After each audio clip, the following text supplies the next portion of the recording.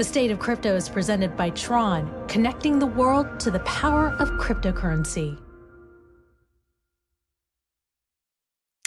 Good morning and welcome back to First Mover.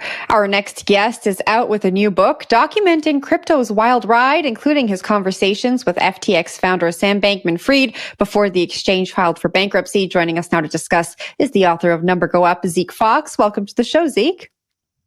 Hey, thanks for having me on. Thanks for being here. Now, you definitely had a wild ride, it seems, while you were writing this book. You traveled to many different countries, talked to many different people, some of whom are behind bars right now. You share an anecdote in the book about a friend investing in Dogecoin back in 2021 that kind of sparked your interest in the space. Talk to us about why you set out to tell crypto's story and write this book. So I always wanted to write like one of these crazy adventure books. As a teenager, I loved Into Thin Air by John Krakauer or Bringing Down the House, the MIT Blackjack Team book. And I've been a reporter for a long time, but I never found the right subject. Then, as you alluded to, I hadn't really looked into crypto too much. My friend started teasing me about all the money he was making on Dogecoin. Long story short, I got totally sucked in. And at some point during this journey, maybe I'm on like some billionaire's yacht moored off the coast of the Bahamas, or I'm in El Salvador talking to people about the adoption of Bitcoin. And I was just like, wait, this is the adventure you've been waiting for. Nothing will ever happen again like this crypto bubble. You got to write a book about this. So I feel like I was really lucky to be there for these last 2 years and to come back with these crazy stories that I think, yeah. Whose yacht were you on? So I had spent a while trying to meet with Brock Pierce because I was interested in Tether. He's one of the founders. And it's a little bit, I thought that I was on his yacht, but it turned out to be sort of like a yacht timeshare that he was marketing, where you would like buy an NFT and you could join this yacht. He said that the people who joined would be part of the Crypto Avengers, and this would be sort of like the Avengers super yacht. What? Yeah, so it was a cool yacht, but I'm not sure if it was technically his, It was more of like a business. I saw White Lotus. I know what happens on yachts. You know, I didn't see anything I was a little disappointed with the action on this yacht. I mean, I like being on a yacht, but like I was expecting more craziness. I tried to wrangle an invitation on to Michael Saylor's, but was not able to get out there in Miami. Mm. What do your friends who got into crypto think of the book? Good question. I think that they, so far the feedback has been great. I was happy to see, the book is, spoiler alert, like fairly negative about crypto, which I don't think should be surprising for anyone who's followed what's happened in the last couple of years. But John Jeff Roberts just wrote a review in Fortune where he was like, I don't really agree with the author, but this book is so funny, who cares? And so I thought that even though the review was a little bit negative, I was like, you know what? That's what I was going for. I'm trying to just call it like I see it, but I hope that even if you disagree, you could still enjoy reliving all these crazy stories. So speaking of stories, you talk about a pig slaughter. What's not kosher about it? A pig butcher. Pig butcher. Sorry, pig butcher. Yeah. So you always hear this stuff about illicit uses of crypto, and Tether is one of the mysteries at the center of the book. You hear a lot about, Tether might be used for illicit things. I was looking for hard evidence, and then it came in this unexpected way. I got one of those random text messages that we all get, and it was like, hey, David, like, what's up? And I'm like, okay, I'm not David, but I'm going to write back. And I played along for a little bit. I became sort of texting friends with someone who said their name was Vicky Ho, who sent pictures showing that they were an attractive, face-tuned young Asian woman. And it took a surprisingly long time, but after we'd established some of a rapport, she told me she was great at trading crypto and like, please get some Tether on like Coinbase or crypto.com or something. Zap it over to my special app, and I'm going to teach you the secrets of making like 30% returns on short-term node trading. And the crazy part is that I never really got to figure out who Vicky was. She disappeared after I sent the Tether. But I found out that a lot of the people on the other ends of these spam messages are actually in Cambodia, and they're victims of human trafficking. And there are like whole cities of people, like giant office towers full of people who've been tricked into traveling to Cambodia and forced under threat of torture and beatings to send spam messages and entice people to send them crypto.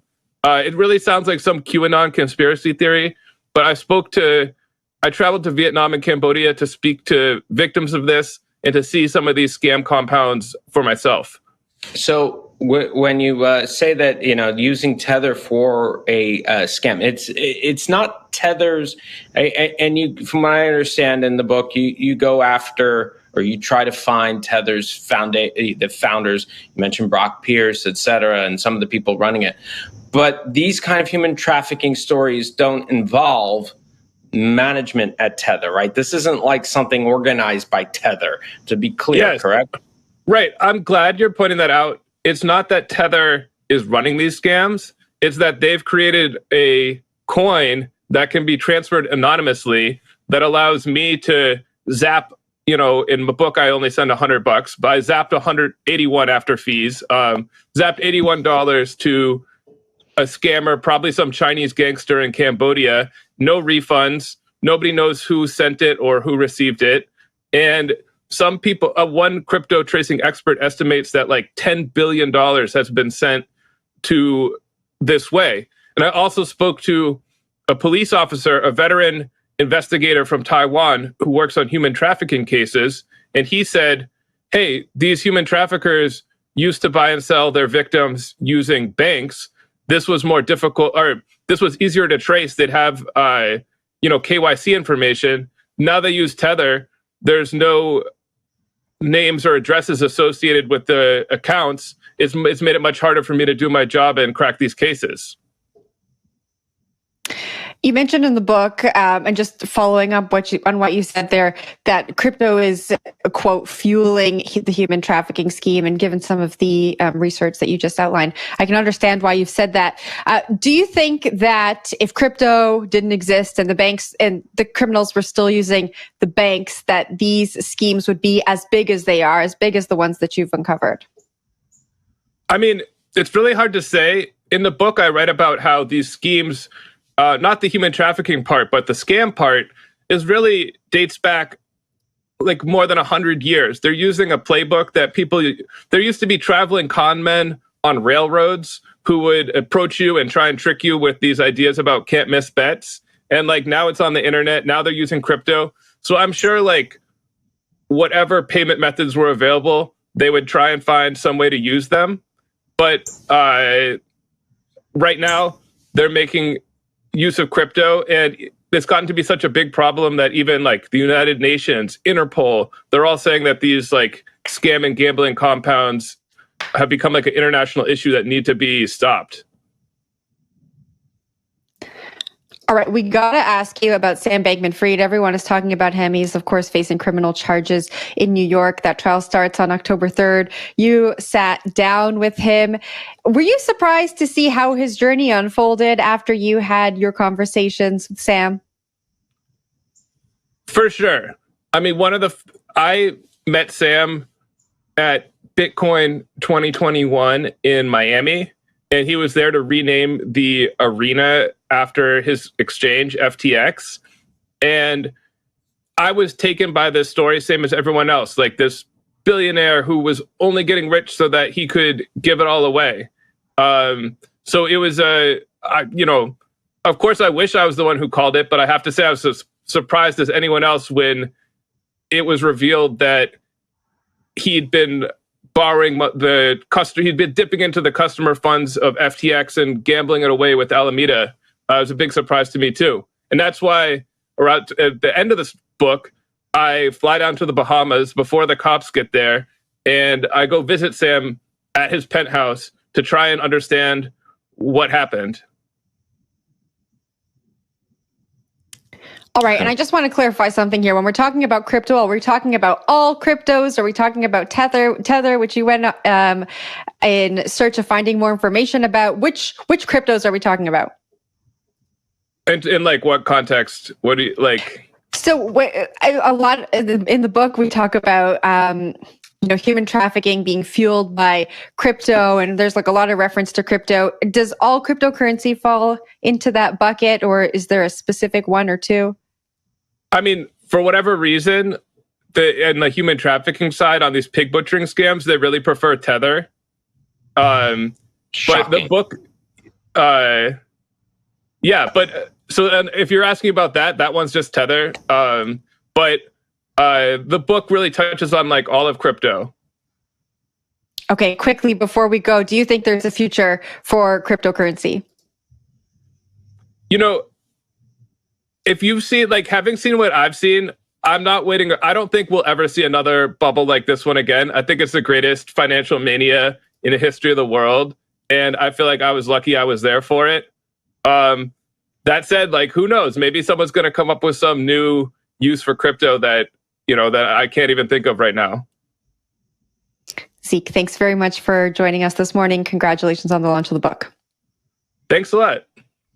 We should note that CoinDesk reached out to Tether for comment on the pig butchering scheme that we spoke about, but did not hear back. That was Number Go Up author Zeke Faux.